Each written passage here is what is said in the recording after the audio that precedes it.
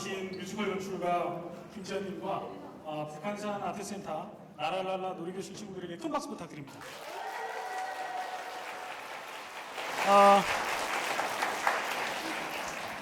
인사를 직접 한번 더 해주시죠. 예.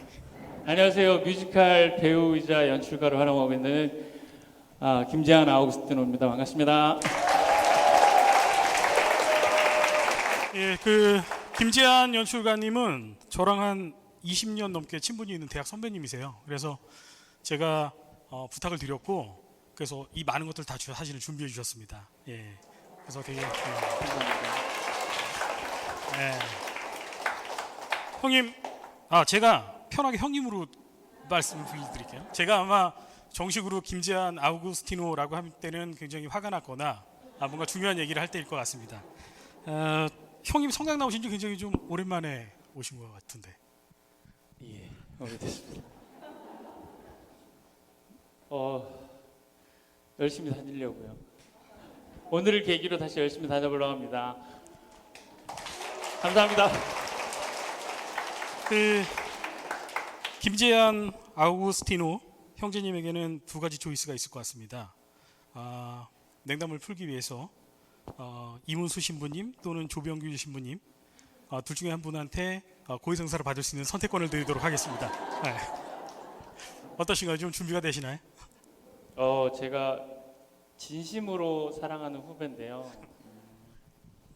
굉장히 무대뽀입니다. 어느 날 저한테 갑자기 전화 와서 이런 걸 해야 되는데 그래? 그랬더니 이미 이름을 올렸어.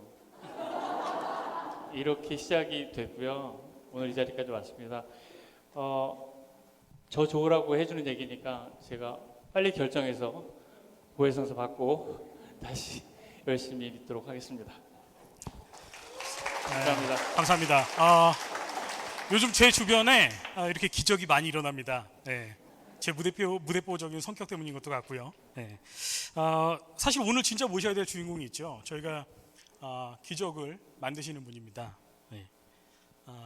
저희 이문수 신부님 자리를 모시고 인사드리도록 하겠습니다. 네, 청년박사 이문지 신부님입니다. 박수 한번 부탁드립니다.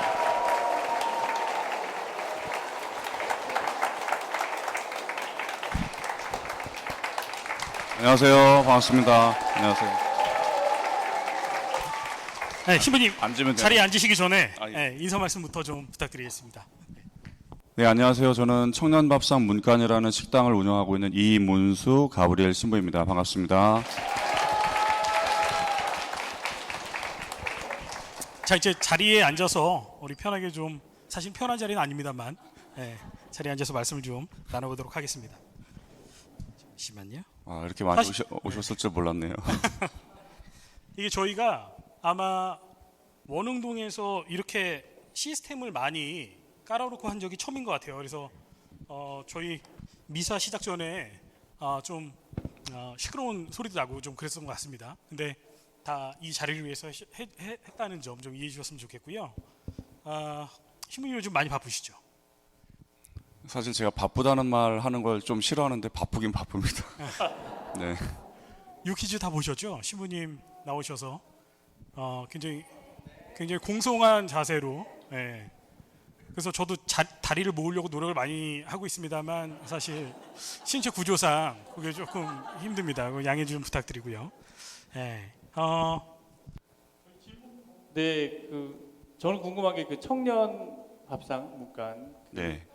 저희 노래하는 친구 중에도 거기 살아서 엄마랑 육시 나오기 전부터 다녔다고 얘기를 하더라고요. 여기에 저희 단골 고객이 계실 줄은 몰랐네요. 감사합니다. 많은 분들이 보셔서 아시겠지만 그래도 청년 밥상 문간을 어떻게 시작하셨고 어떤 취지신지 간단하게 들을 수 있을까요? 기억을 하실지 모르겠습니다만 2015년 여름쯤에 서울에 있는 한 고시원에서 생활하던 한 청년분이 굶주림과 지병으로 세상을 떠나는 안타까운 일이 있었습니다. 그분이 돌아가시고 제 기억에는 한 일주일쯤 후에 지인들이 발견을 하셨던 거죠. 그래서 당시에 뉴스에 좀 떠들썩하게 방송이 됐었어요. 아무튼 그때 저도 뉴스를 봤었는데 그 뉴스를 보셨던 수녀님 한 분께서 그 뉴스를 통해서 청년들 중에서 식사를 잘 못하는 청년들도 있구나라는 걸 처음으로 이렇게 좀 자각을 하셨던 것 같아요. 그래서 그렇다면 청년들이 좀 부담 없이 마음 편하게 식사할 수 있는 청년들을 위한 식당이 있으면 얼마나 좋을까 그런 생각을 하셨고 이제 여러 가지 우여곡절 끝에 이제 저를 만났을 때 사실 제가 모르는 수녀님이었어요. 뭐 그 전부터 이렇게 뭐 알고 지내던 그런 수녀님이 아니었는데 아무튼 처음 보는 저에게 신부님네 수도원에서 이제 청년들을 위한 식당을 좀 만들어서 운영해 달라고 이제 안타까운 마음에 제안 아닌 제안을 해주신 거죠. 근데 당시에 수녀의 말씀을 듣고 저도 이제 뉴스를 보면서 마음 아파했었던 그런 사람 중에 한 명이었기 때문에 그런데 저는 마음 아파하기만 했지 수녀님처럼 생각하지 못했잖아요. 저도. 근데 수녀님은 그런 생각까지를 하신 거죠. 그래서 되게 좋은 생각이다. 이렇게 공감을 했고요. 그래서 함께 살고 있는 신부님들에게 그런 이야기를 꺼내고 신부님들도 이제 긍정적으로 반응을 해주셔서 이제 그럼 우리가 한번 해보자 이렇게 시작이 되었습니다. 예. 저희가 그 음식의 종류가 많지 않습니까? 뭐 순댓국을 할 수도 있고. 네. 네. 근데 특별히 김치찌개를 선택하신 이유가 사실 당시에 제가 청년분들에게 주고 싶었던 음식은 집밥이었어요. 우리 흔히 뭐 가정식 백반이라고도 하는 그러니까 밥과 국이 있고 반찬이 한 서너 가지 이렇게 나오는. 근데 이제 제가 식당을 준비하는데 돈이 없었기 때문에 또 제가 요리를 못 하거든요. 그래서 요리를 하는 분은 한 분을 고용을 하고 저는 이제 그 나머지 일을 해야겠다 이렇게 생각을 하고 이제 두 사람이 운영하는 식당을 구상할 수밖에 없었습니다. 근데 또 이제 주방에서 일하시는 분이 한 분이시다 보니까 집밥을 할 수는 없었어요. 혼자서 그 많은 걸 준비하시기 어려우니까. 그래서 이제 단품 메뉴를 해야겠다라는 생각을 했었고 이제 청년분들에게 드리는 음식이니까 뭔가 좀 근사한 그런 음식을 드리고 싶었는데 제 후배 한 명이 김치찌개 하면 어떻겠냐고 이렇게 제안을 해줬습니다. 그러면서 자기가 즐겨 가는 김치찌개 식당이 있는데 같이 한번 가보자. 그래서 이제 같이 갔는데 그 식당에 이제 사람들이 막 줄 서 있더라고요. 식당 밖에 3, 40명씩 막. 그리고 이제 들어가서 먹었는데 김치찌개를 해도 이렇게 사람들이 와서 먹는구나. 이제 그런 생각을 하게 된 거죠, 저도. 그러면서 이제 하게 됐습니다. 예. 이거 뭐 질문에 뭐 어디가 제일 장사가 잘 되나요? 뭐 이런 질문이 있는데요. 저희 식당 중에서요. 저희 식당이 현재 이제 네 군데 있습니다. 제일 처음에 생긴 게 정릉이고요. 두 번째 생긴 곳이 이화여대점이고 세 번째가 낙성대역, 2호선 낙성대역 근처고요. 이제 4호점은 제주점인데 그래도 제일 꾸준한 곳은 역시 처음 생긴 정릉점이 제일 꾸준하고요. 이화여자대학교 앞에 있는 식당은 학기 중에는 제일 많아요, 손님이. 근데 방학 되면은 이제 한 3분의 1 정도로 줄어듭니다. 예, 그래서 평균으로 보자면 정릉점이 제일 많은 것 같습니다. 제가 그 방송에서 뵙고 옆에서 뵀는데 잘생기셨네요. 감사합니다. 남자인데 네. 옆에서 보는데 자꾸 저를 쳐다보는데 설레요 갖고. 오늘 시간 있으시면 신부님이 계신 곳이 장사가 제일 잘 되는 거 아닌가요? 아마 뭐 제일 오래돼서 그럴 수도 있을 것 같고요. 또 거기가 제일 많이 알려졌기 때문에 주로 이제 그 정릉에 사시는 주민분들이나 자취하는 청년분들, 학생분들이 많이 이용을 해주시는 것 같아요. 예. 문감밥상 4호점은 지금 제주도잖아요. 그 제주도는 사실은 지역적으로 굉장히 먼데 특별히 그쪽을 4호점으로 하신 이유가? 제주도는 글쎄요, 여기 계신 분들은 어떠신지 모르겠는데 제가 알기로는 외국을 빼고 우리나라 분들 혹은 우리나라 청년들이 제일 가고 싶어하는 곳이 제주이기 때문에 우리도 언젠가는 제주에다가 식당을 냈으면 좋겠다라는 그런 바람이 있었던 거죠. 예. 여러분 아직 김치찌개 못 먹어보셨죠? 신부님 하신 거. 네, 제가 사실 청년들은 기회가 있습니다. 오늘 2부 행사가 그렇게 돼 있는데 제가 사실은 정릉점에서 가지고 왔어요, 김치찌개를. 아, 맛없으면 안 되는데 큰일이네. 근데 차를 타고 오는데 그 냄새가 솔솔 올라와서 무슨 맛인가 되게 궁금하다가 이제 육수를 그릇에 옮겨 담으면서 조금 육수가 남았어요. 그래가지고 한 컵을 원샷을 했습니다. 근데 육수만 먹어도 정말 맛있어요. 네. 그러니까 김치찌개가 굉장히 기대가 많이 되고 있습니다. 그렇죠? 그래서 저희가 일부러 배고픈 시간을 정해놨으니까요. 네, 청년분들도 와서 드시면 되겠습니다. 네. 여기 또 이런 이윤상 이사야.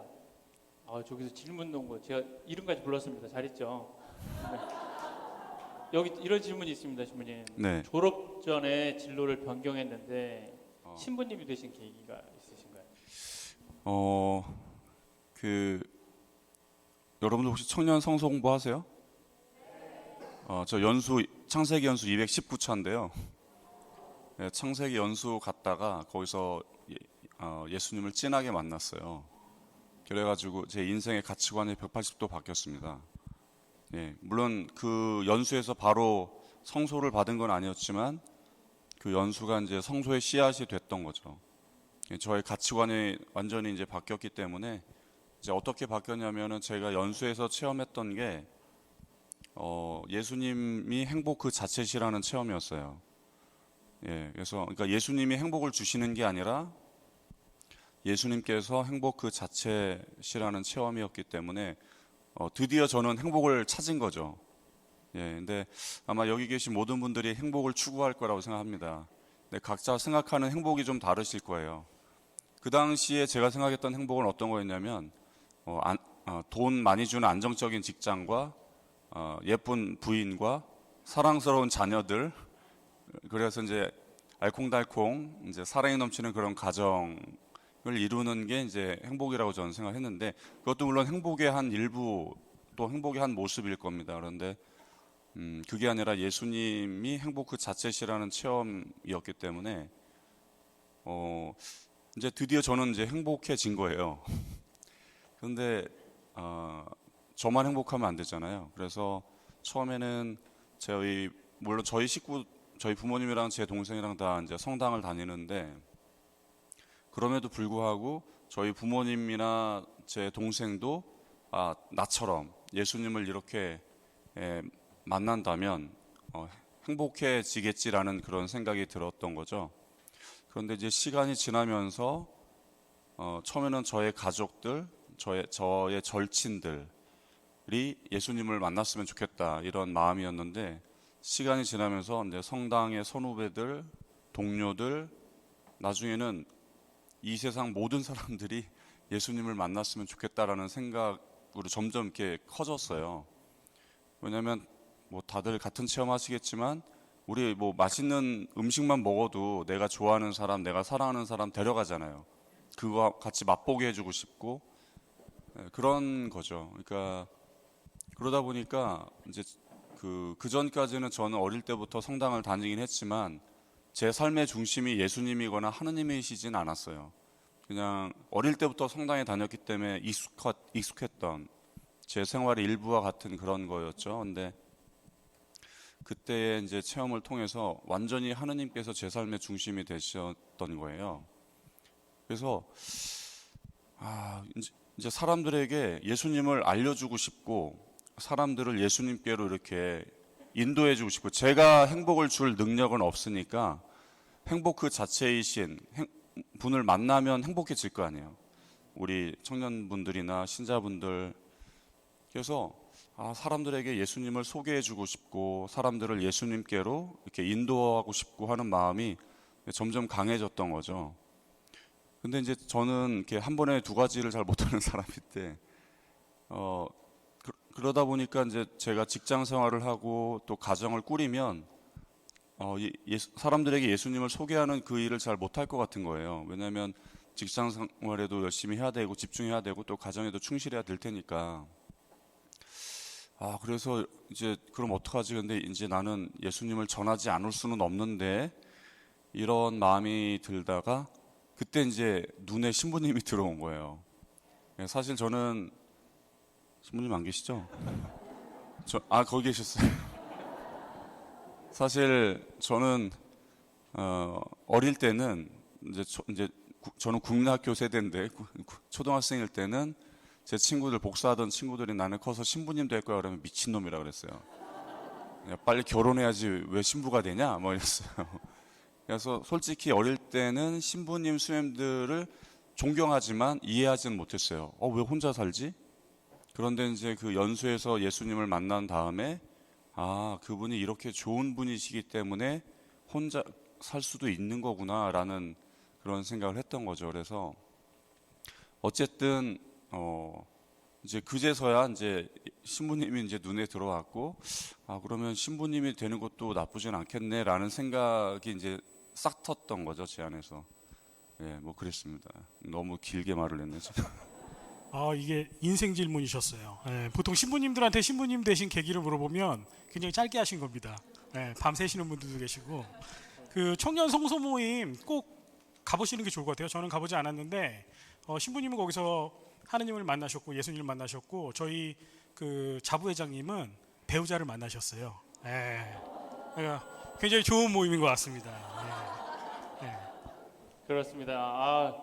시부님이 지금 주님을 만나시고 180도 바뀌셨다고 하니까 그 정권 상상하지 마시고요. 180도 바꾸시고 싶으신 분들은 열심히 기도하시면 될 것 같습니다. 이 자리 오늘 또 저의 부탁과 협박에 의해서 저희 뮤지컬 배우 한 번 소개해서 음악 듣고 토크쇼 계속 이어가려고 합니다. 뮤지컬 배우 윤동규 씨 모시고 뮤지컬 귀환이라는 데 나오는 내가 술래가 되면이라는 뮤지컬 노래 들어보도록 하겠습니다. 박수 한번 주세요.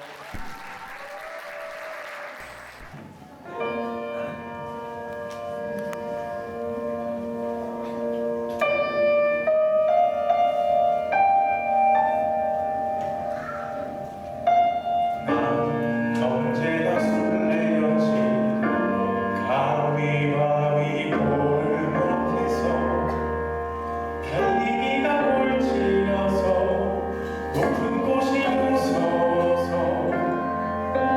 난 언제나 술래였지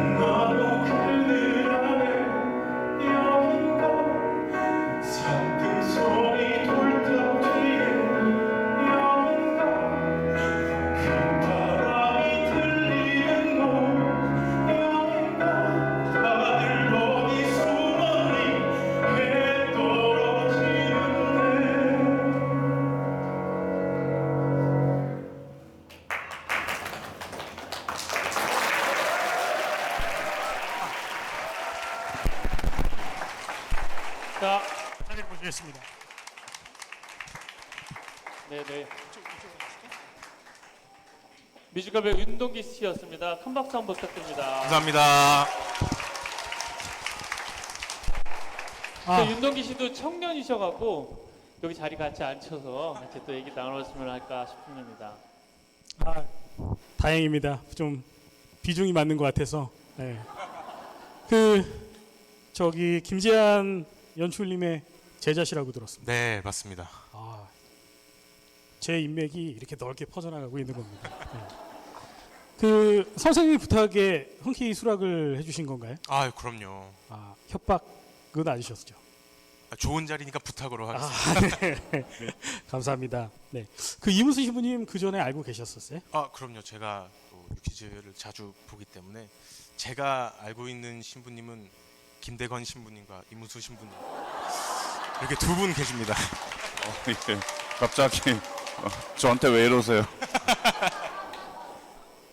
네, 신부님을 보고 싶어하는 청년들이 굉장히 많습니다. 네.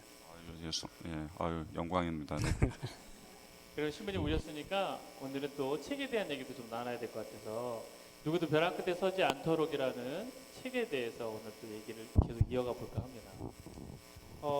책을 쓴 계기 뭐 이런 것에 대해서 막 질문들이 이렇게 많이 있어요.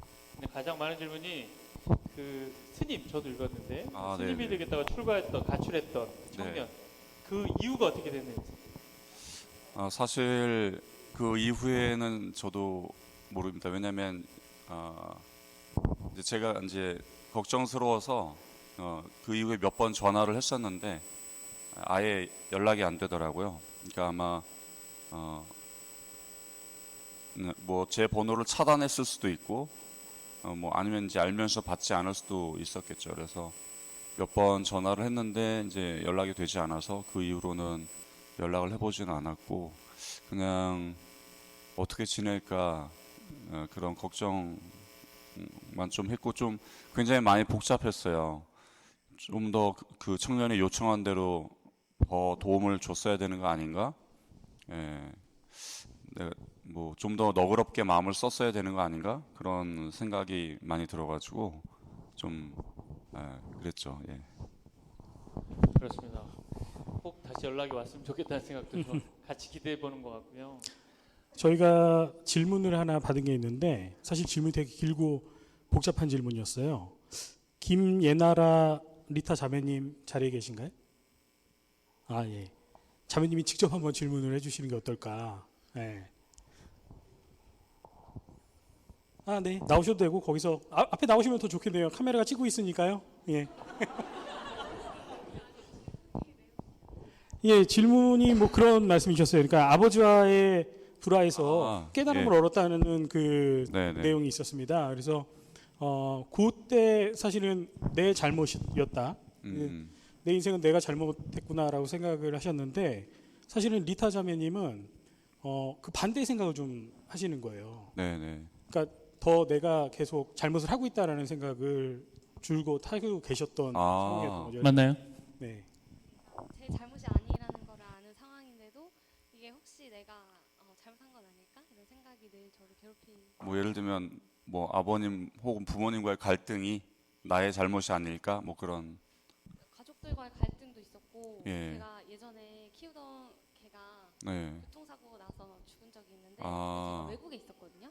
네네. 그때도 제가 되게 죄책감에 괴로워했었던. 네네. 아유, 그런 경우 그럴 수가 있죠. 그러니까 그러니까 제가 거기서 느꼈던 것은 그러니까 17살 때부터 아버지와의 갈등이 본격화됐는데 이제 진로 문제로 그러면서 고등학교 때 엄청 이제 아버지랑 극단적으로 사이가 안 좋았습니다.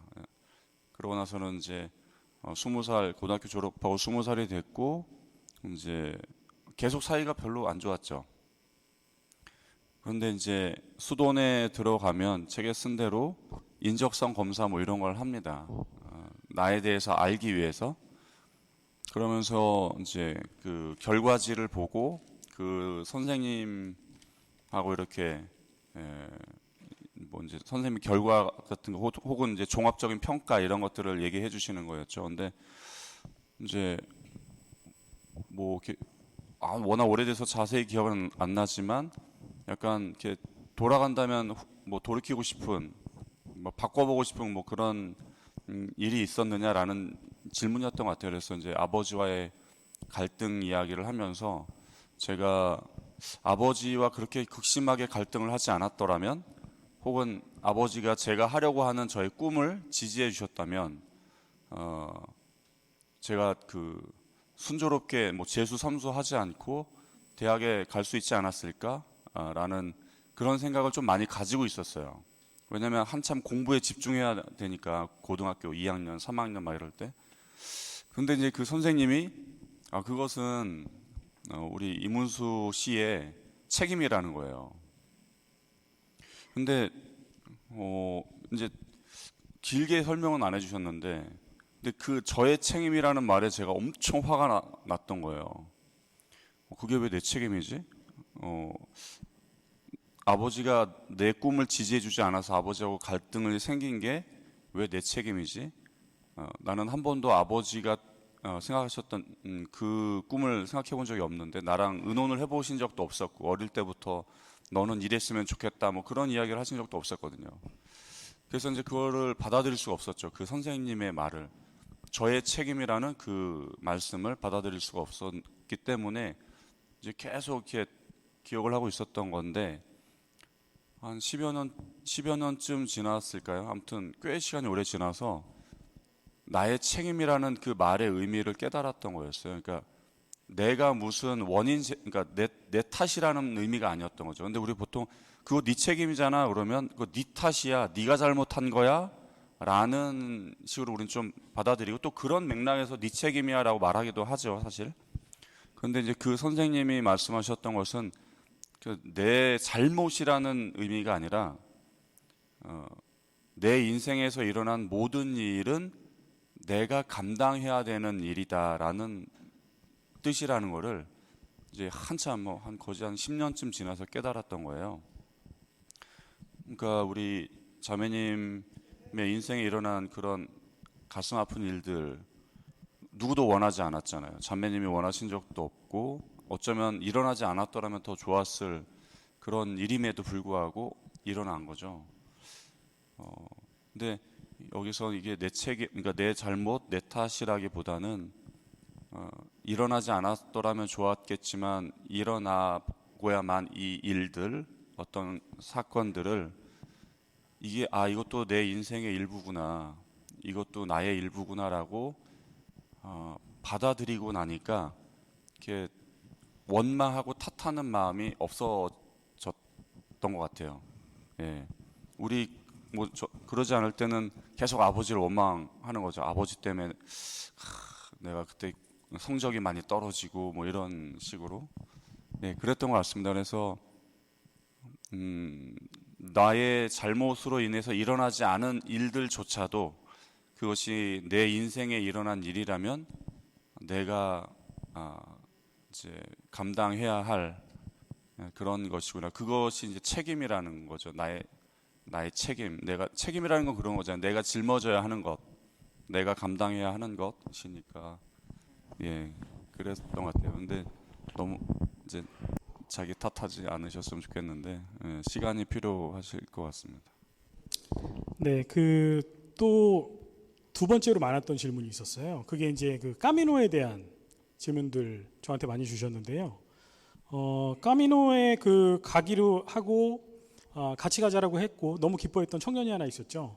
예, 근데 그 친구가 가기 직전에 못 간다고 했다는 얘기가 책에 써 있었습니다. 그래서 뭐 질문은 간단합니다. 그 청년 어디서 뭐 하고 있는지. 예.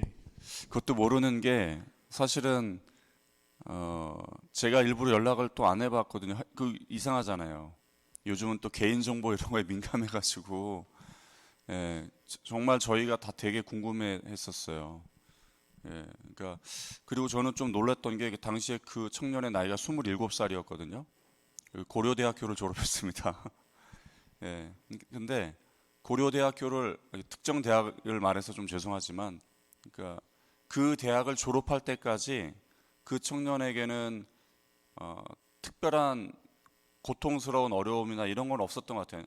근데 저희가 놀랐던 건 뭐냐면 27살이었는데 이제까지 어머니 혹은 부모님의 뜻을 한 번도 어겨본 적이 없다는 거예요.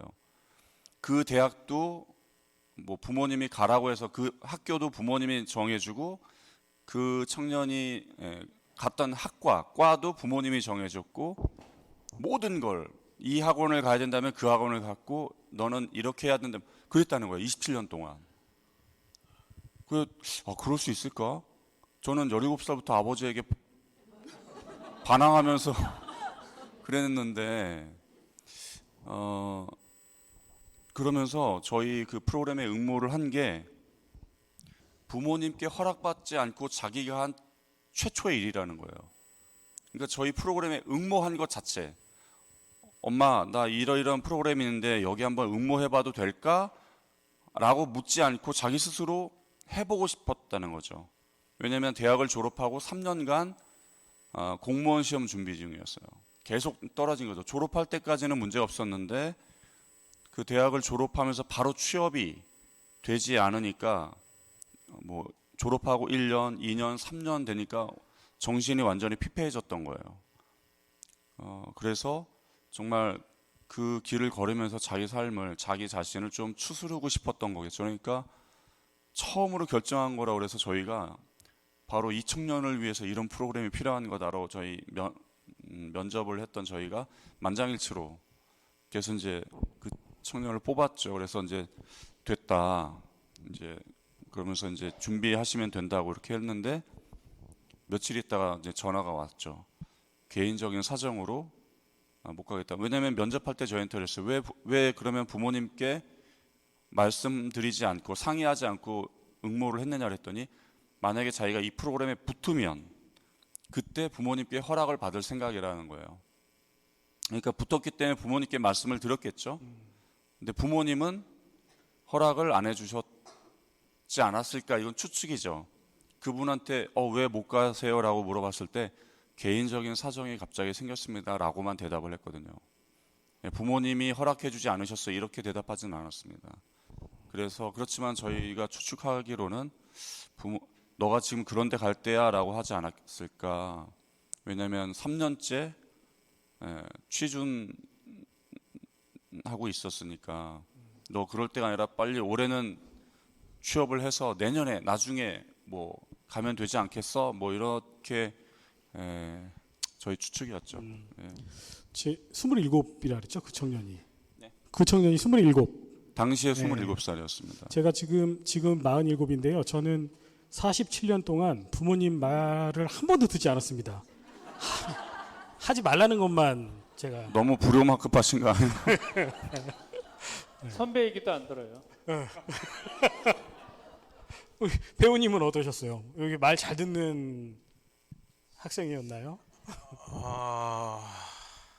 일단 제가 가지고 있는 직업부터가 제가 하고자 하는 일이었기 때문에 부모님께서는 뭐 기술을 배워라, 공부를 해라 항상 이렇게만 말씀을 하셨는데 저 같은 경우에는 뭐 말을 잘 듣지는 않는 아들인 것 같습니다. 예. 두 분의 인상이 비슷하시네요. 감사합니다. 감사합니다. 네. 좀 개성 있게 커야죠. 네. 그래야 이런 데도 나와서 이렇게 서보고 하는 거 아니겠습니까? 네. 까미노 이어지는 질문 하나만 더 드리면 그 중에 에피소드 중에 까미노 여정 중에 계속 그 화가 나게 하는 그러니까 신부님은 화를 한 번도 안 내셨어요. 책에선. 근데 우리는 너무 화가 났어요. 저도. 네. 그렇게 화가 났을 때 신부님은 어떤 생각을 하시는지 이거에 대한 질문들이 또 좀 있었습니다. 네. 길을 걸었죠. 예, 사실 뭐 저도 뭐 화가 날 수 있는 그런 사람이잖아요. 근데 그런 화를 막 표현할 수는 없으니까 저는 저대로 이제 그 길을 걸으면서 사귀고 그랬던 것 같아요. 예. 뭐 이제 막 속상한 날은 음악 들으면서 막 혼자 걷고 예, 그랬죠. 네, 그러면 여기 뭐 청년 문감 밥상의 미래는 어떨까요? 뭐 이렇게 질문이 돼 있어요. 그러니까 이제 지금은 그래도 이게 이제 저희가 청년 문간 사회적 협동조합이거든요. 그러니까 소위 법인이죠, 법인. 예, 회사고 또 여기에서 일하는 저희 직원분들도 계시고 그러니까 그분들을 생각하면 어쨌든 잘 유지됐으면 하는 마음도 있고 물론 이제 저희 식당을 이용하는 청년분들을 위해서도 그래서 뭐 이제 만약에 하느님이 허락해 주신다면 뭐 더 많은 곳에 식당이 생기기를 바라는데 제가 이제 여러 인터뷰에서 뭐 전국에 150개를 만들겠습니다 뭐 이런 말도 막 말씀도 드렸단 말이에요. 근데 뭐 제가 프랜차이즈 사업을 하기 위해서 그런 게 아니니까 어쨌든 지금 곳곳에 저희와 같은 식당들이 생기고 있거든요. 목사님들도 지금 많이 만들고 계시고 그리고 이제 교구에서도 만들고 있어요. 전주교구에서도 얼마 전에 개업을 했습니다. 전주의 전북대학교 앞에. 그리고 제가 알기로는 의정부 교구에서도 동두천 지역에 열 계획을 가지고 신부님을 주교님께서 인사발령을 하신 것으로 알고 있고 또 부산교구에서도 만들겠다라고 이제 말씀을 하시더라고요. 그런 식으로 꼭 저희가 막 식당을 많이 열지 않아도 이렇게 뭐 청년분들을 응원하려는 많은 분들이 마음을 모아서 여기저기에서 식당들이 생겨나고 있더라고요. 그래서 아무튼 저희의 미래는 이제 제가 또 그런 말씀도 드리는데 이제 우리 같은 저희 청년밥상 문과 같은 식당이 없어지는 사회가 되기를 바래요. 없어도 되는 사회. 예. 근데 이제 만약에 현실적으로 필요하다면 필요한 곳에 더 많이 생기기를 바랍니다. 예. 사실은 뭐 꼭 이런 청년 밥상의 목표는 아니셨을 것 같고 지금 말씀하시는 그런 청년 밥상이 필요 없는 세상을 기대하고 만드신 것 같아요. 어떻게 보면 그런 선한 영향력이라는 것에 대한 갈급함들이 다 있는 것 같거든요. 이게 선순환이 이루어지는 것 같고 청년 문관 밥상이 밥상이 없어지길 기대해 보겠습니다. 예, 궁극적으로는 없어도 되는 그런 사회였으면. 네, 맞습니다. 예, 지금 저희도 청년들이 굉장히 많은 본당입니다. 예. 저희가 네. 청년들이 굉장히 많은 본당이에요. 예, 그렇더라고요. 제가 사실 다른 데 가보면 청년 미사에 청년이 한 5명 있으면 많은 경우가 많아요. 이 인근 성당들도 그렇습니다. 예. 굉장히 많아요. 여기 네. 한 500명 정도 되시는 네. 것 같아요. 예. 머리가 희끗희끗한 청년분들 계시죠. 그렇죠. 예. 염색을 잘하셨네요. 예. 그래서 이 청년들이 밥을 먹는 것도 좋은데 다양한 프로그램이 있으신 걸로 제가 알고 있어요. 그래서 그거를 네. 저희 청년들이 참여할 수 있는 프로그램이 뭐가 있을까요? 이렇게 식당을 하면서 이제 많은 분들이 찾아오시고 또 많은 분들 또 청년들을 만나다 보니까 자연스럽게 청년들과 함께하는 프로그램들이 이제 하나 둘 이렇게 생겼습니다. 제일 처음 했던 게 바로 스페인의 산티아고까지 걸어가는 청년 희망 로드라는 프로그램이었고요. 그리고 이제 저희 정릉에 있는 식당이 2층짜리 건물에 저희 식당 2층에 있고 바로 위에가 옥상이에요. 루프탑인데 이제 저는 계속해서 청년분들을 만나고 싶은데 거리가 있어야 되잖아요. 만나자 이런다고 해서 청년분들이 만나주지는 않거든요. 그러니까 이제 거기 옥상에서 같이 영화를 보고 영화를 매개로 영화에 대한 이야기를 나누고 그러면 재미있겠다 해서 달빛 영화제라는 걸 만들었어요. 예. 근데 이제 그 해가 2020년도였는데 이제 코로나 팬데믹이 시작됐잖아요. 그래서 만나는 게 너무 어렵더라고요. 그래서 어쨌든 그 해 20년에는 12번 달빛 영화제를 열어서 이렇게 청년들을 만났는데 2021년부터는 아예 포맷을 바꿔가지고 우리 청년분들이 세상을 향해서 하고 싶은 이야기를 그럼 영화로 만들도록 제작 지원해주면 좋겠다.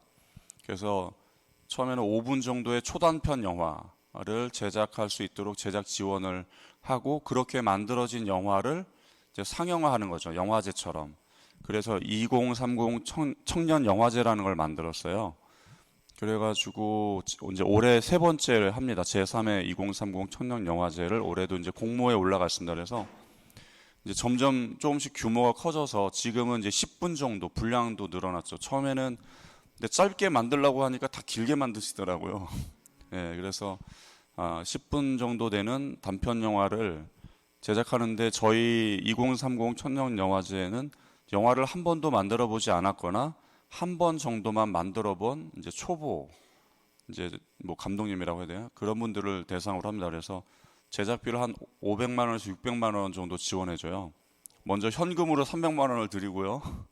그리고 후반 작업을 해 드립니다. 그래서 뭐 믹싱, 사운드 믹싱이나 색 보정 이런 과정들이 필요하거든요. 이제 영화관에서 상영하려면 그런 작업들이 필요하더라고요. 그래서 뭐 그렇게 만들어진 영화를 이제 11월에 영화제를 개최해서 같이 보는 거죠. 단편 영화니까 6명을 선발하는데 올해는 이제 9편을 뽑을 예정이고요. 그런 2030 청년 영화제가 있고 그리고 이제 세대 공감 있다라고 하는 프로그램이 있는데 이것은 이제 청년들이 어르신들의 삶의 이야기를 듣고 어르신들의 자서전을 그림책으로 만들어 드리는 거예요.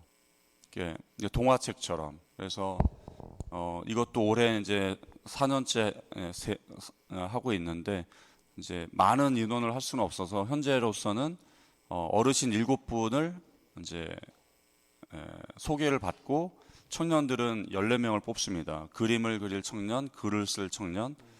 그래서 이제 어떤 이제 16주의 과정을 거쳐서 이제 나중에 그림책이 나와요. 예, 그러면 그림책에 나오는 날 북콘서트를 이렇게 합니다. 예, 그러면 이거를 하게 된 이유는 우리 사회가 굉장히 갈등의 사회인 것 같은데 뭐 세대 갈등, 젠더 갈등, 뭐 지역 갈등, 또 뭐 정치적인 그런 갈등.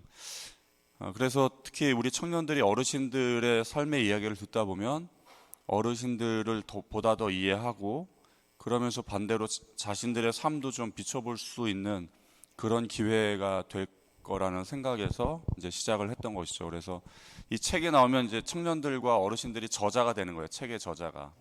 예, 그래서 책을 받으면 어르신들이 너무 이렇게 일단 행복해하시고 왜냐하면 사실 우리 모두가 인생의 주인공인데 이 세상의 주인공은 몇몇 뭐 이렇게 유명한 혹은 뭐 그런 사람만 주인공인 것 같잖아요. 근데 사실 뭐 우리 청년들이나 우리 신자분들 모두가 한 분 한 분 다 인생의 주인공이신데 그런 책을 딱 받았을 때 내 삶이 이렇게 뭔가 인정받는 듯한 내 삶의 그런 느낌을 받으시는 것 같아요. 굉장히 감동적인데 또 우리 청년들은 직접 내가 책을 만들어 보는 그런 경험을 또 할 수도 있고요. 그래서 이제 그런 프로그램도 하게 됐고 또 이제 다들 많이 들으셨겠지만 뭐 기후 위기다, 환경이 좋지 않다 많이 들으시잖아요. 그래서 저도 우리 청년들이 이제 뭐 이런 환경에 대해서 좀 더 관심을 적극적으로 갖기를 바래요. 왜냐하면 미래는 여러분들이 주인공이잖아요. 그래서 저희가 푸른 문간 환경 서포터즈라는 봉사 단체를 만들어 가지고 이제 그건 1년밖에 안 됐는데 작년 3월부터 한 달에 한 번씩 이제 플로깅을 합니다. 플로깅이 뭐냐면 쓰레기 줍는 거예요. 그래서 뭐 산에 가기도 하고 강에 계곡에 가기도 하고 바닷가에 가기도 하고 때로는 우리가 사는 동네에서 쓰레기를 줍기도 합니다. 근데 사실 한 달에 한 번 저희 주로 활동하는 청년들이 한 3명, 4명 정도 되는데 현재 우리 10몇 명이 한 달에 한 번 쓰레기 줍는다고 이 지구가 깨끗해지지는 않거든요. 그런데 이 활동을 통해서 청년들의 삶이 바뀌더라고요. 청년들의 의식이. 그러니까 특히 청년들이 그렇게 말해요. 쇼핑 좋아하세요? 쇼핑? 예. 그러니까 뭐 이렇게 사고 싶은 거 있으면 그전에는 고민하지 않고 다 샀는데 이제 이 플로깅 활동을 하다 보니까 고민을 한다는 거. 이거를 샀을 때 쓰레기가 또 얼마나 발생할까? 그리고 내가 꼭 이게 필요한 걸까? 이걸 사야 될까? 이런 고민을 하면서 청년들의 생활이 자기들 스스로가 생활을 조금씩 바꾸는 거예요.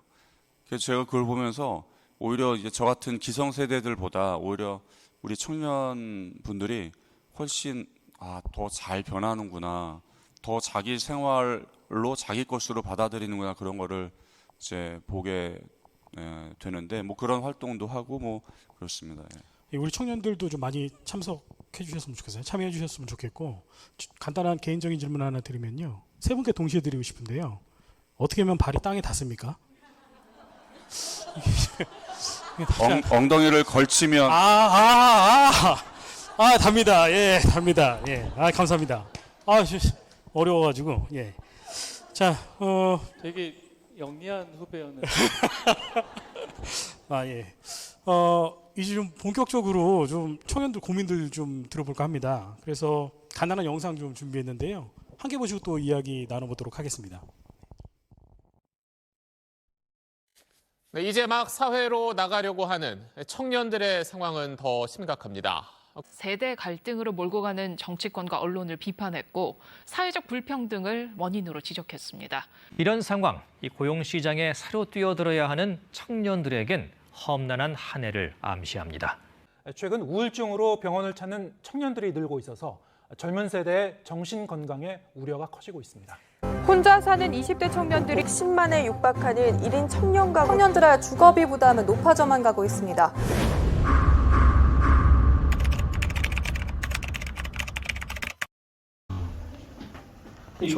요새 청년들은 좀 안쓰럽긴 하니까. 그렇죠. 아무래도 이 감히 위로하는 것도 조금 미안하기도 하고, 다들 그때는 비슷한 부담이 있었긴 했는데 그래도 지금 친구들이 조금 더 빡빡하진 않을까 그런 것 같긴 해요. 그래도 천천히 가면 결국은 길은 좀 보인다는 아주 나이 먹은 사람들이 뻔한 얘기를 할 수밖에 없는 게 좀 미안하긴 하지만 그래도 그 길이 좀 맞는 것 같긴 합니다.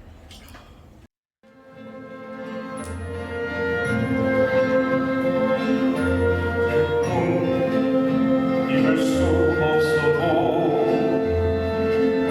싸움 이길 수 없어도 슬픔 견딜 수 없다 해도 길을 헛하고 험해도 정의를 위해 싸우리라. 사랑을 믿고 따르리라. 잡을 수 없는 별인지라도 힘껏 발 뻗으리라. 이게 나의 갈 길이요. 희망조차 없고 또 멀지라도 멈추지 않고 돌아보지 않고 오직 나에게 주어진 이 길을 따르리라. 내가 영광의 이 길을 진실로 따라가면 충분히 나를 덮쳐와도 평화롭게 되리. 세상은 밝게 빛나리라. 이 항공 지피고 상해도 마지막 힘이 다할 때까지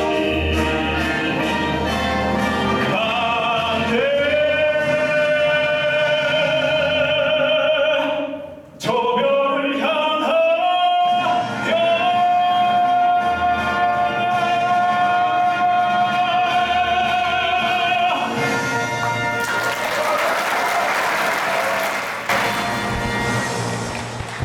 자, 큰 박수 부탁드립니다. 뮤지컬 배우 장대성 님입니다.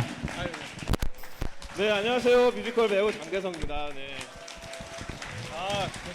네, 예. 마이크가 이게 좀 약하게 빠져갖고 원래는 노래 듣다가 몇 명 쓰러지고 그러는데 성량이 좋아서 이 마이크가 조금씩 약해졌네요. 감사합니다. 네, 감사합니다. 오늘 마지막 네. 초대 손님 뮤지컬 배우 장대성 님이었습니다. 네. 갑자기 갑자기 심각한 뉴스가 나오다가 저를 이렇게 해가지고 저도 깜짝 놀랐어요. 지금 지금 나가야 되나 이러면서 순간 당황했습니다. 저희 그 장대성 배우님은 특히 성당에서 하는 공연들도 많이 하셨어요. 작년에는 그 뮤지컬 김수환 추기경님 뮤지컬이 있었는데 거기서 젊은 추기경 역할 맡으셨었고 또 뮤지컬 그 성당에 찾아가는 베드로라는 뮤지컬이 있는데요. 거기도 베드로 역할 맡으셨었습니다. 맞죠? 네, 맞습니다. 네, 정확하게 알고 계시네요. 네, 맞습니다. 제가 그 서울 가톨릭 연극협회라는 곳에서 지금 활동을 하고 있고요. 그래서 그쪽에서 성당에 찾아가는 공연 많이 하고 있고, 작년이죠. 작년에 이제 우리 추기경님, 김수환 추기경님에 대한 연극을 만들었어요. 그래서 거기서 젊은 시절에 김수환 추기경님 역할을 해서 열심히 활동하고 있습니다. 네. 박수 한번 주세요. 이럴 때는. 아유, 감사합니다. 감사합니다. 네. 그 40대 중반인데요. 그렇게 안 보이지만.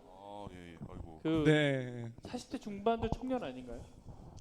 네, UN 기준으로 65세까지 청년입니다. UN에서 65세까지 청년으로. 예. 여기 청년들밖에 없네요. 여기는. 네. 많이 오셨어요. 예. 아니 뭐 아프면 청년이라 그러잖아요. 저 40 이후로는 완전 청년 됐습니다. 네. 네. 왜 그러시는 거예요? 네. 그 청년 정의가 굉장히 좀 어려운 것 같아요. 뭐 나이로 정의하기도 애매하고요. 그리고 그 뭐 정신적인 성수 혹은 경제적인 윤택함 뭐 이런 것들이 다 사실은 기준이 될 수 있고, 우리가 얘기하는 청년은 어떤 부분에 가까울까요? 신부님 생각하실 때는 우리가 청년 이렇게 하면은 어떤 기준을 가져야 될지. 그래도 이렇게 제일 쉽게 생각할 수 있는 거는 나이겠죠. 예, 65세까지. 예, 뭐 다들 그래도 20대, 30대를 청년으로 생각하시는 것 같고, 그런데 또 현실에서는 이제 30대 후반쯤 되면 이제 그 청년으로 잘 안 봐주려는 어떤 사회적 분위기가 좀 있지 않나, 그런 느낌을 가지고 있습니다. 저는. 네. 저희 청년의 기준은 45세까지인가요? 네, 45세까지가 청년회 할 수 있고, 미혼? 미혼. 결혼하면 청년이 안 되는 건가요? 네, 청년 여기서 많이 지금 싹 줄었습니다. 청년의 가입은 힘들고. 네. 너무 깐깐한 거 아닙니까? 그러니까요. 네. 이게 제가 사실 카톨릭 협회 그 연합회 이제 뮤지컬 청년단이라고 있어요. 거기 제 청년단에 들어가 있고, 저희 청년단의 회장님은 56세세요. 근데 자기 청년이라고 끝까지 이제 하시면서 하시는데. 그러면 미혼이신가요? 회장님은 미혼이시고요. 정말로? 네네네. 그럼 맞네요. 하나는 맞네요. 네. 절대적인 기준이 있었습니다. 네. 청년은 미혼이어야 된다. 네. 사실 기혼도 청년이죠. 네? 저도 아프다니까요. 네. 예. 저희 이제 고민 좀 들어볼 건데, 고민은 저희가 이렇게 대리로 질문 드리기보단 직접 좀 고민을 듣고 싶어요. 청년의 고민들을. 그래서 아까 반주 해주셨잖아요. 우리 이상재 형제님, 저희 서상재요. 예. 서상. 죄송합니다. 약을 많이 먹어가지고.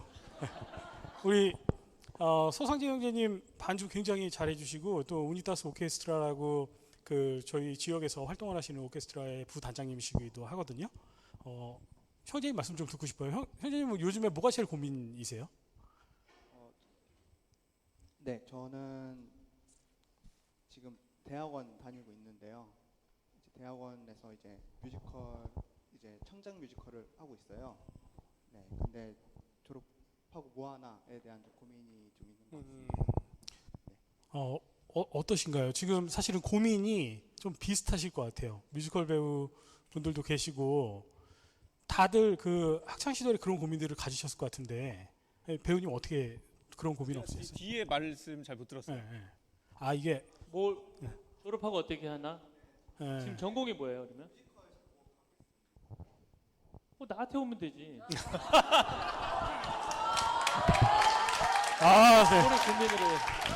고민 해결인가요? 고민 해결. 야, 바로 고민 해결이네요.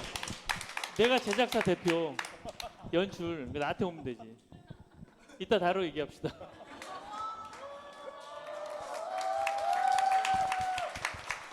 보셨죠? 예, 고민 깔끔하게 해결되니까요. 고민 있으신 분들은 바로바로 말씀해 주시기 바랍니다. 그리고 또 저희 청년 회장님 계시죠? 네, 청년 회장님, 제가 그 김치찌개를 가져온다고 하면서 제가 좀 걱정이 있었어요. 아, 회장님, 저 김치찌개를 가져오면 반찬이 없을 것 같은데 어떡하나요? 그랬더니 청년 회장님 말씀 굉장히 곱게 하시거든요. 잔잔하게. 아, 분과장님, 소주면 됐죠, 뭐. 이렇게. 네, 그래서 소주를 굉장히 좋아하시는 우리 청년 회장님 고민도 한번 좀 들어볼까요? 네. 회장님 얼굴 좀 보여주세요. 여기 나오셔가지고. 네.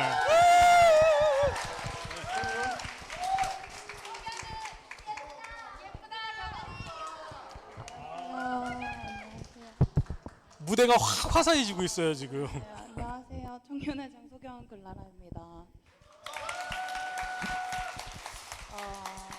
저의 고민을 얘기하면 되는 건가요? 저는 고민이랄 거는 그냥 시간이 너무 없는 것 같아요. 뭔가 일하고 끝나고 뭔가 저의 개발을 안 하면 뭔가 좀 불안한 시대인 것 같아요. 뭔가 항상 뭔가의 취미도 있어야 될 것 같고요. 뭔가 운동도 해야 될 것 같고 뭔가 항상 바쁘게만 살아야 될 것 같고 뭔가를 안 하면 안 되는 삶인 것 같아요. 요즘은 뭔가가 다 모든 거를 해야 될 것만 같은? 뭔가 안 하고 있으면 나만 뭔가를 안 하나? 약간 이런 느낌을 살고 있는 시대인 것 같아요. 다 누군가가 다 뭔가를 하고 있고 약간 좀 뒤처지는 듯한 느낌이 듭니다. 요즘 삶을 살 때. 네, 이게 저의 고민입니다. 네네. 저도 요즘에 똑같은 생각이 드는 게 저희 때는 대학을 가면 모든 게 해결되리라고 생각을 했어요. 이제 다 그렇게 말씀하셨어요. 물론 대학에 간다고 여자친구가 생기진 않았습니다. 근데 모든 게 다 대학 가면 된다고 할 정도로 대학의 1, 2학년 때는 진짜 마음대로 놀았던 상황이었거든요. 근데 지금 젊은 세대를 만나서 얘기를 들어보면 대학교 1학년 때부터 취업 준비하고 영어 준비하고 학원 다니고 아르바이트하고 엄청 바쁜 세대인 거예요. 신부님 어떻게 해결해야 되겠습니까? 사회를 확 뜯어고치. 근데 이거는 뭐 사실은 사회 때문인 우리 다들 이제 아시잖아요. 우리 사회가 너무나 빨리 변하거든요. 정말 빨리 변해요. 그리고 이제 마지막에 뒤처지는 것 같은 불안감이라고 표현을 하셨는데 놀랍게도 수도자들이나 성직자들도 그런 느낌을 받아요. 그러니까 이제 뭐 전부 다라고 할 수는 없겠지만 많은 경우에 수도자들이나 성직자들도 가만히 있으면 이게 내가 이래도 되나? 라는 느낌을 받는데 그것은 우리 사회가 그런 느낌을 갖게 만드는 거라고 저는 생각하거든요. 그러니까 근데 이 사회를 확 우리가 아니면 내가 뜯어고칠 수는 없잖아요. 근데 좀 이렇게 뭐 훈련 혹은 수련을 해야 되는 것 같아요. 그러니까 조금 천천히 가도 괜찮다, 혹은 잠깐 뭐 멈춰 있어도 괜찮다, 이런 연습이랄까. 이제 우리 신자분들 식으로 표현하면 피정이죠, 피정. 예, 피정을 가고 저는 이제 개인 피정을 좀 가시면 좋겠다 이런 말씀들을 기회가 되면 자주 드리는데요. 그러니까 뭐 휴가나 여행하고는 좀 다르죠. 그래서 이렇게 좀 잠깐 멈춰 있어도 된다라는 그런 경험들을 좀 할 수 있었으면 좋겠다. 근데 이거는 우리 회장님, 청년 회장님의 잘못도 아니고, 그러니까 우리 사회가 그런 느낌을 주다 보니까 우리가 이 안에서 살고 있어서 쉽지 않은 것 같습니다. 장대성 배우님은 뭔가 해법이 있으신? 해법이요? 네. 글쎄요. 제가 고민을 얘기를 듣고 생각을 해봤는데요.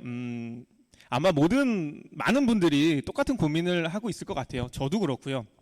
이건 뭐 비단 청년들의 문제뿐만이 아니라 요즘에 사회가 너무 많이 빨리 변하니까 이제 그 나이 드시는 분들도 뭐 최근은 아니지만 얼마 전에는 이제 키오스크 문제가 또 있었잖아요. 기계가 너무 발달을 하니까 이제 어른분들은, 익숙하지 않으신 분들은 뭐 주문을 못하는 상황이 되는 뭐 이제 그런 문제들도 있고, 그래서 이런 고민들을 계속 친구들하고 나눠야 될 것 같아요. 이렇게 나눠서 나는 멈춰 있는 것 같다. 그러면 아마 다 똑같은 고민을 하고 있지 않을까. 그래서 그런 고민들이 좀 평준화되지 않을까. 그래서 서로 손에 손을 잡고 우리는 아무것도 하지 말자. 우리 멈춰 있자. 그렇게 하면 조금 해결이 되지 않을까. 예, 뭐 그런 생각을 해봤습니다. 네. 아 정말 해법이 좋아요. 자 여기 계신 분들 꼭꼭 약속하는 겁니다. 네, 뭐 아무것도 하시면 안 돼요. 이제 우리 아무것도 네. 안 하는 겁니다. 뭐 발전하지 마세요. 예.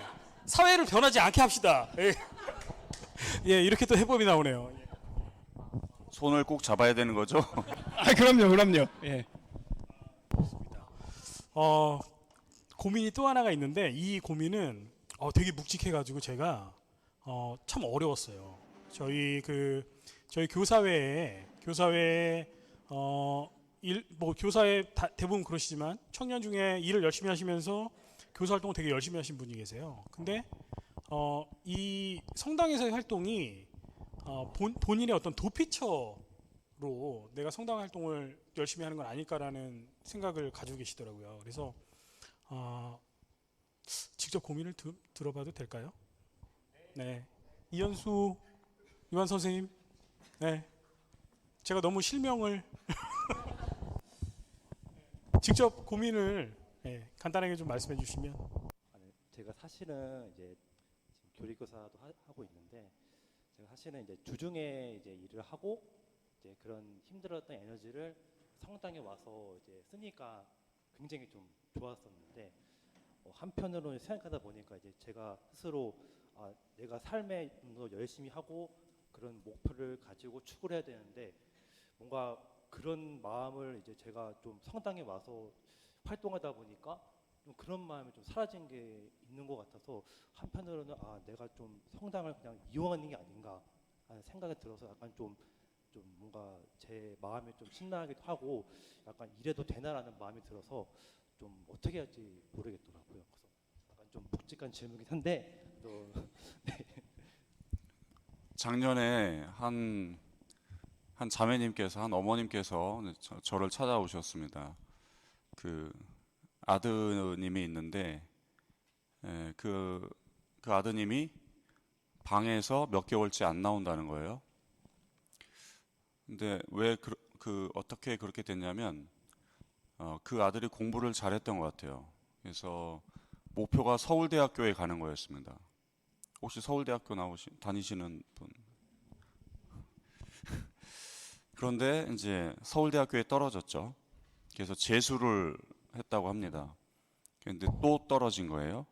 그래서 삼수를 했습니다. 그런데 삼수에서도 서울대학교에 입학하지 못했어요. 그래서 이제 어쩔 수 없이 다른 대학교에 입학을 합니다. 근데 그 다른 대학도 되게 좋은 학교예요. 그냥 들으면 어유 좋은 학교네 뭐 이렇게 나오는. 그런데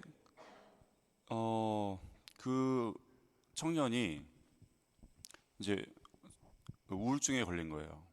왜냐하면 자기가 목표로 했던, 자기의 목표를 이루지 못했다라는 그런 어떤 실패감, 좌절감 같은 것 때문에 우울증에 걸렸고 급기야는 이제 자기 방에서 안 나오는 사태가 되었던 거예요. 그래서 자매님께서 저한테 시모님 어떻게 하면 좋을까요? 라고 물으시더라고요. 어떻게 해야 돼요? 제가 이 말씀을 왜 드리냐면요. 글쎄요. 정말 필요할 때 위기의 순간에 그분은 그 아드님에게, 그 아들에게 기도하고 하느님을 찾는 법을 가르쳐 주었을까? 라는 생각을 합니다. 오늘 뭐 이제 중고등학생들은 별로 없겠지만 혹시 여러분들은 주변의 아이들이 혹은 뭐 손자, 손녀들이 요즘 빠르면 중학생 때부터 그렇지만 이제 적어도 고등학생쯤 되면 학원이랑 미사랑 어디를 가야 돼요? 학원을 가야 된다고 말하세요? 미사를 가야 된다고 말하세요? 학원과 미사가 겹쳤어요. 시간이. 의견이 분분합니다. 둘 다 안 가면 놀이터 괜찮죠? PC방이나 코인 노래방 괜찮습니다. 아마 그럴 경우에 보통 그러시지 않을까요? 성당은 대학교 가서 가도 늦지 않아 라고 많이 말하실 수 있을 것 같아요. 그런 말 속에는 하느님은 중요하지 않아 라는 생각을 갖게 합니다.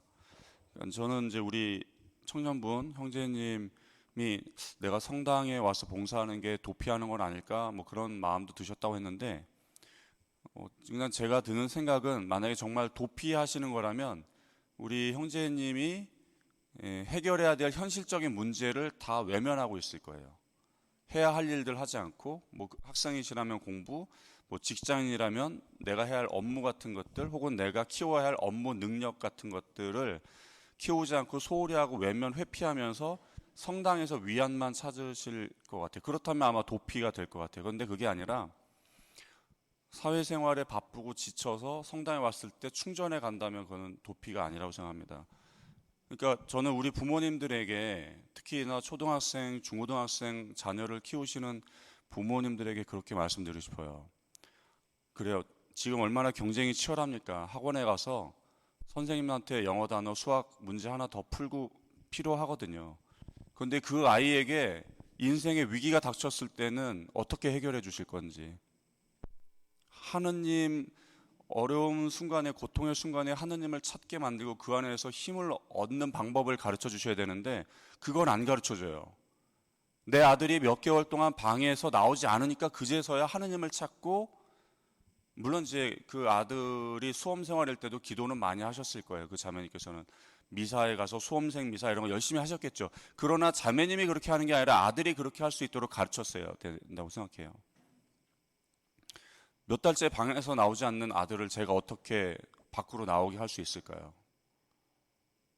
저도 그렇게 할 수 있다면 너무나 좋을 일이지만 결국 우리는 평소에 하느님께 위로받고 힘을 얻는, 용기를 얻는 그런 훈련, 그게 신앙생활이고 영성생활일 텐데 그런 것들을 가르쳐 주시기 바라요.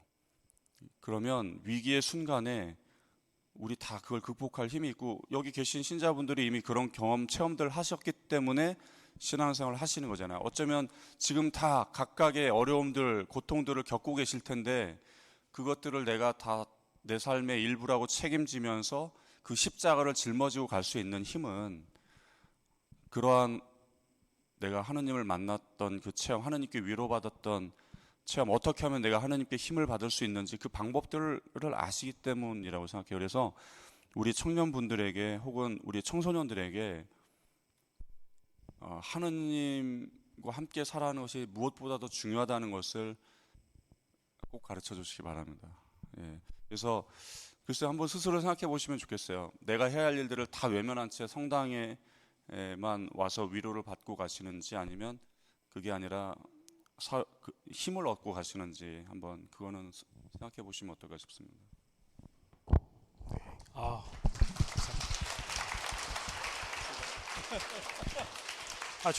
저는 정말 좀 울림이 있는 말씀인 것 같아요. 네.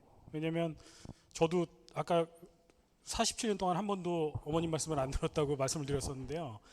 제가 이렇게 막 흔들리고 막 나쁜 짓 하려고 할 때 잡아줬던 거는 천년성취의 기억이었어요. 정말. 네. 그래서 그런 부분들이 어떤 이겨내 가는 신이 있고, 내가 내 어려움을 갖다가 간구할 수 있는 그 절대자가 있다는 거는 정말로 굉장히 자녀들한테 좋은 부분이라고 생각합니다. 예. 저희 시간이 좀 많이 지나서 마지막으로 한 분 좀 이 현장에서 좀 질문을 하나 좀 받아볼까 하는데요. 청년들 중에서 네. 네.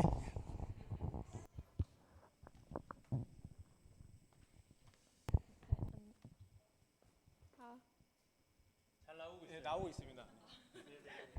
목소리가 좋습니다. 네. 신부님, 그 인간관계에서 죄송합니다. 네, 다시 말씀드릴게요. 그 신부님, 인간관계에서 좀 이리 치이고 저리 치일 때, 그럴 때 제가 스트레스를 되게 많이 받거든요. 그래서 좀 많이 힘든 것 같은데, 그럴 때 좀 어떻게 대처를 해야 되는지, 그게 좀 사실 이거 조금 그래서 뭐 회장님이 괴롭히신 건 아니죠? 회장님 아마- 스타일 굉장히 좋습니다.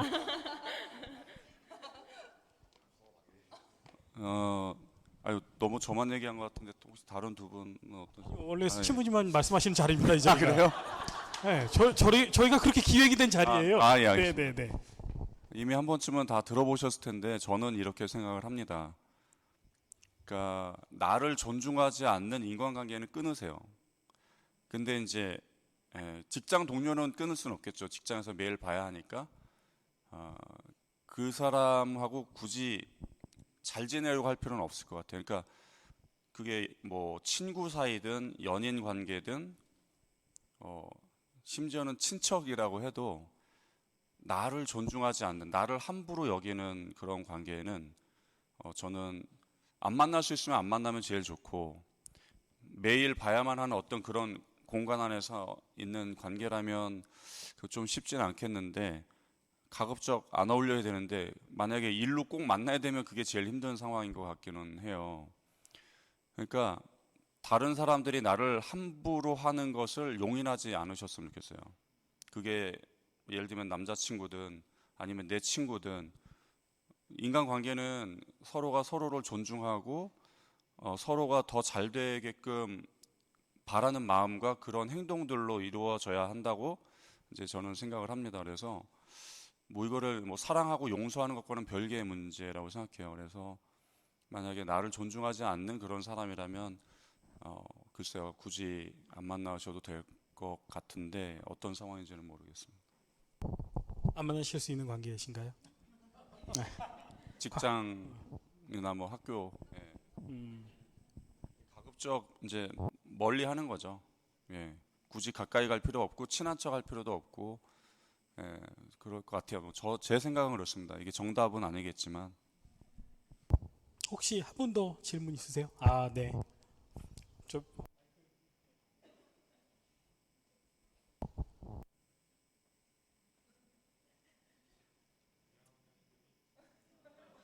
이번에는 마이크가 안 나옵니다. 네. 제가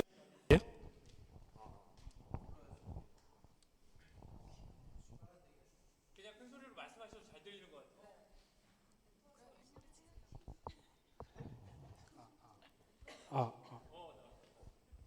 10초 내로 말씀해 주셔야 될 것 같습니다. 네, 신부님 안녕하세요. 신부님께서 이제 봉사를 하고 계시잖아요. 그래서 그런 거 관련해서 좀 여쭤보고자 하는데, 봉사를 하다 보면 의도치 않게 다른 사람들의 어떤 오해를 사거나, 아니면 이 사람 좀 불순한 의도가 있는 거 아니야? 또는 왜 얘만 편애하지? 이런 이야기들을 듣게 되는 경우가 있는 것 같아요. 그래서 이런 경우에는 혹시 어떻게 해야 되는지. 그러니까 어떤 분이 예를 들면 저한테 왜 이분만 편애하세요 이런 이야기를 한다는 건가요? 그러니까 예를 들면 이제 저는 이제 학교를 다니면서 이제 제가 좀 나이가 많다 보니까 다른 학생들의 어떤 공부를 좀 도와주곤 하는데, 그런 거 관련해서 좀 왜 이 친구만 도와줘? 왜 나는 안 도와줘? 아니면 뭐 너 뭐 얘한테 뭐 받아내는 거 있니? 뭐 이런 얘기들을 듣더라고요. 그래서 이럴 때는 어떻게 해야, 이제 내가 남들의 다는 못 도와주는데 이걸 어떻게 하지? 이런 생각들이 들더라고요. 그래서 혹시 이럴 때는 어떤 태도를 가지고 있어야 사람들이 그런 오해를 하지 않을지. 근데 그렇죠. 우리가 다른 사람들로 하여금 오해를 하지 않게 하는 것도 필요한 일이기는 한 것 같아요. 네, 뭐 우리 옛날 속담에도 그렇잖아요. 뭐 배추밭에 가서 집시인을 신발을 고쳐 뭐 신지 말라라든가, 그런 상황을 이제 조심하는 것도 반드시 필요한 것 같고, 그는 그때그때 상황을 내가 좀 이제 파악을 해야 되는 거겠죠. 근데 예를 들면 제가 우리 청년분이 20대이실까요? 네. 예. 저도 20대 때는 비슷했을 거예요. 다른 사람들의 시선에 대해서 신경 많이 쓰고, 또 막 뭔가 저런 오해가 생겼다고 생각이 되면 괜히 마음 불편하고 전전긍긍하면서 이 오해를 어떻게 풀지? 막 그런 걸로 막 속을 끓이기도 하고 그랬습니다. 그런데 그래서 나이를 조금 더 먹다 보니까 살면서 깨닫게 된 것이 대체적으로는 그게 내 인생에 그렇게 중요한 일이 아니라는 거를 좀 느껴요. 어떤 사람이 나를 오해한다고 해도 이제 어쩔 수 없다라는 좀 요즘식으로 표현하면 마음의 근육이라고 표현하잖아요. 그런 게 좀 생기는 것 같아요. 그러니까 지금은 아마 혹시 성함이 이윤상입니다. 네, 윤상 씨가 그게 나한테 되게 중요한 문제라서 거기에 마음을 많이 쓰시는 거예요. 그리고 실제 중요한 문제이긴 할 거예요. 근데 저에게는 그것이 제일 중요한 문제가 아니에요. 누군가가 나를 오해하는데 내가 이 오해를 풀어야지 말아야지 하는 게 제일 중요한 문제가 아니라는 거죠. 그러니까 모르겠어요. 그게 어떤 인생의 시기에 있어서는 지금은 그런 시기이신지도 모르겠어요. 이제 청년기라는 게. 근데 뭐 조금 더 우리 살면서 경험을 하다 보면 어떤 것의 중요도에 대해서 우리가 알잖아요. 이건 정말 중요한 일이고 이건 좀 덜 중요한 일이고 이거는 조금 뭐 그냥 무시해도 될 만한 일이고 라든지. 그래서 누군가 나를 오해하는 일이 때로는 굉장히 힘든 일일 수 있기는 한데 그냥 일반적으로 말씀을 드리자면 거기에 너무 마음을 안 쓰셨으면 좋겠다라는 게 제 생각이에요. 근데 지금은 쉽지 않으실 거예요. 저도 이렇게 되기는 뭐 시간이 10년, 20년 그런 어떤 경험 같은 것들, 시간들이 쌓였기 때문에 지금은 아는 거니까. 근데 이제 말씀을 드린다면 거기에 너무 마음을 쓰시지 않으셨으면 좋겠다. 죄송해요. 감사합니다. 네, 잘 들었습니다. 저희 그 응원 영상이 좀 있어요. 그래서 응원 영상이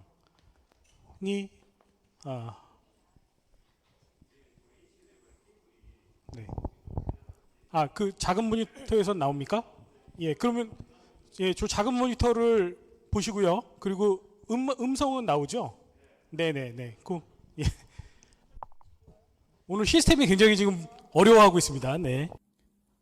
청년을 생각하면 새로움과 무한한 가능성과 희망이다라고 생각이 됩니다.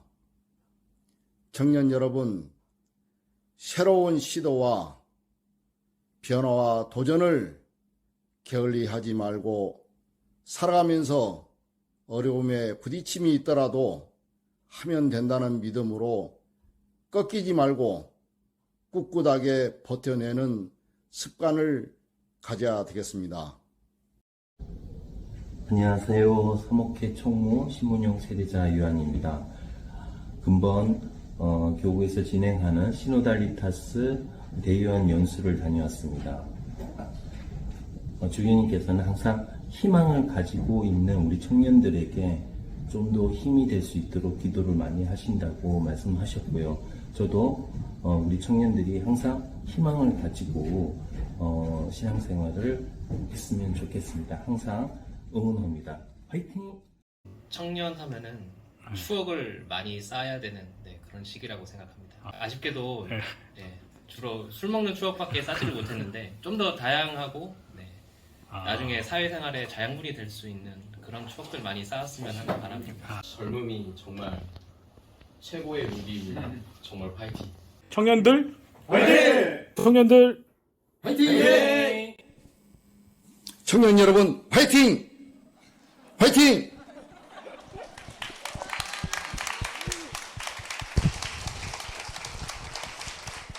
제가 사실은 그 영상을 제가 준비했었는데 사목회분들이 되게 잘 찍은 영상이 있었어요. 근데 제가 그걸 날렸어요.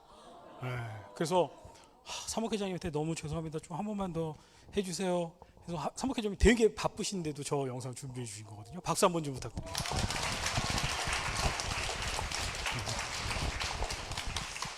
저희가 사실은 이 자리를 준비해 주신 것도 그렇고 전체적으로 지금 청년들에 대해서 생각을 굉장히 많이 하고 있습니다. 교회 공동체가요. 그 점 좀 잘 알아주셨으면 좋겠습니다. 네. 시간이 많이 질렀습니다. 저희 이제 뭐 거의 마무리해야 될 시간들이 다 다가오고 있는데요.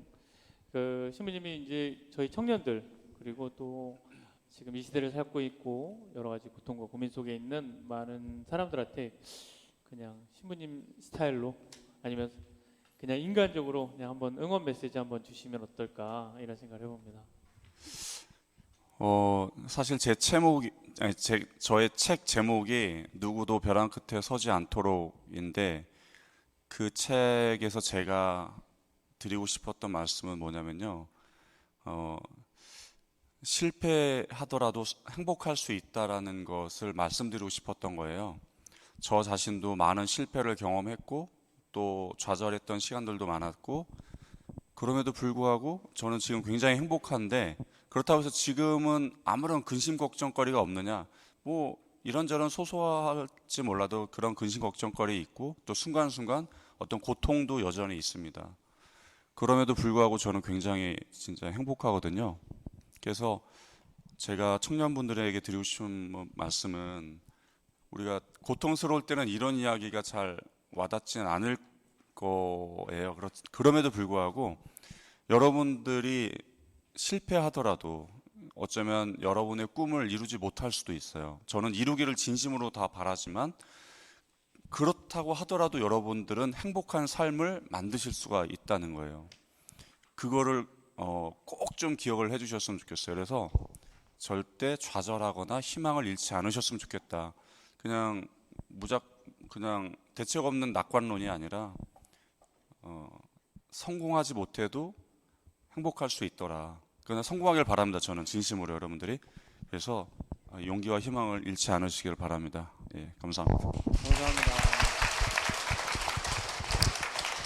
네, 사실은 오늘 자리를 다 마련해 준 분이 계시죠. 제가 아는 화이팅 전문가 우리 누구신지 아시죠? 우리 조병길 이시도로 신부님 잠깐 모셔서 청년들 응원 메시지 한번 좀 듣겠습니다.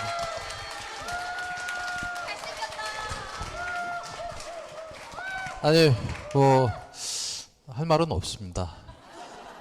네, 신부님 말씀이 이제 진실을 담아서 뭔가를 얘기하면 진실은 통하거든요. 우리가 대충 얘기하면 아무리 좋은 말이라도 통하지 않아요. 근데 진실을 담아서 얘기하는 거는 소통이 되는 거잖아요. 그래서 소통이 됐을 거라고 생각을 하고요. 그리고 책 제목이 누구도 벼랑 끝에 서지 않도록이라는 책인데 두 번째 책을 좀 냈으면 좋겠어요. 누구도 벼랑 끝에 서더라도. 왜냐면 그게 이제 그때가 중요한 거거든. 서지 않도록 만드는 사회면 좋지만 서더라도 우리가 어떻게 해야 되는 것인가가 더 중요하지 않을까라는 생각을 좀 해봤고요. 그리고 신부님은 개인적으로 제가 이제 처음 뵀지만은 제가 많이 배워야 되겠다 이런 생각이 좀 했어요. 왜냐면은 실천력이라는 것이 쉽지가 않아요. 저도 실천력 하면 더 빡빡 탁탁탁 가는 스타일인데 누구를 보고 가는 게 중요한데 청년이라고 하는 누구를 보고 뭔가를 했잖아요. 그러니까 아주 자세히 보신 거예요. 얼마나 자세히 보면 다른 사람한테도 그런 것이 진실을 통한 거잖아요. 그게 좀 저에게도 좀 필요하지 않겠는가 이런 생각을 했고요. 우리 청년들 제가 보기에는 부족함이 없다고 생각해요. 네. 혹시 부족한 거 있다면 혹시 이게 건의 같은 것들이 굉장히 중요한데 여러분들이 생각을 전하고 그 생각을 전한 만큼의 뭔가를 이렇게 얻겠다라고 하는 마음이 있으면 충분히 본당에서 지원해 줄 수 있다. 전 그렇게 생각합니다. 그래서 여러분의 가치관을 믿고 오늘 시모님이 얘기했던 부분들을 좀 잘 삼아서 갈 수 있으면 좋겠다. 이런 생각이 듭니다. 그리고 제가 화이팅 저거 했는데 다 날렸네요. 네, 아무튼 네, 저기 화이팅 했는데 저 화이팅. 네, 아무튼 오늘 수고 많으셨고요. 김치찌개 냄새가 지금 진동을 해요. 빨리 내려가서 먹어야 될 것 같아요. 네, 지금 먹는 것만 한 가지요. 인생은 먹는 게 남는 거예요. 그죠? 예, 제가 눈에 얘기했지만 사과 2개를 먹으면 5개가 있는데 2개를 먹으면 몇 개가 남았겠어요? 3개가 아니라 2개죠. 먹는 것이 남는 거니까 피와 살이 되는 거는 2개인데 우리는 보지 않고 남는 것들을 우리가 피와 살이 되는 것처럼 생각하고 살거든요. 그래서 보이지 않더라도 여러분이 자양분들을 많이 먹었다고 생각해요. 그 자양분으로 좀 열심히 최선을 다해서 살길 바랍니다. 힘들 때 시부님께서 말씀하셨듯이 주님께 기도하면 이루어진다. 저는 그렇게 생각하거든요. 예, 열심히 신앙생활도 하시고 일도 열심히 하시면 좋겠습니다. 화이팅! 화이팅!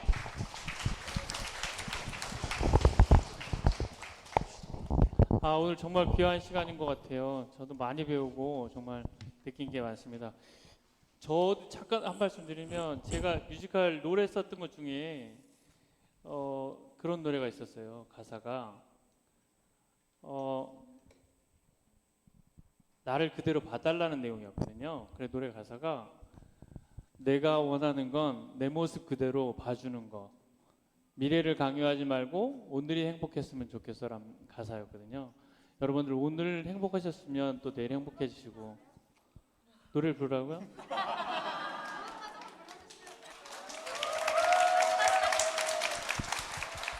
저희는 또 시킨 바랍니다. 내가 원하는 건 내 모습 그대로 봐주는 것. 미래를 강요하지 말고 오늘이 행복했으면 좋겠어. 행복하세요. 네, 감사합니다. 오늘 긴 시간 모두가 한 마음으로 함께 해주셔서 감사합니다. 저희 마침 기도는 우리 성악을 전공하는 학생이 있어요. 네, 임마누엘 마침 기도로 듣도록 하겠습니다.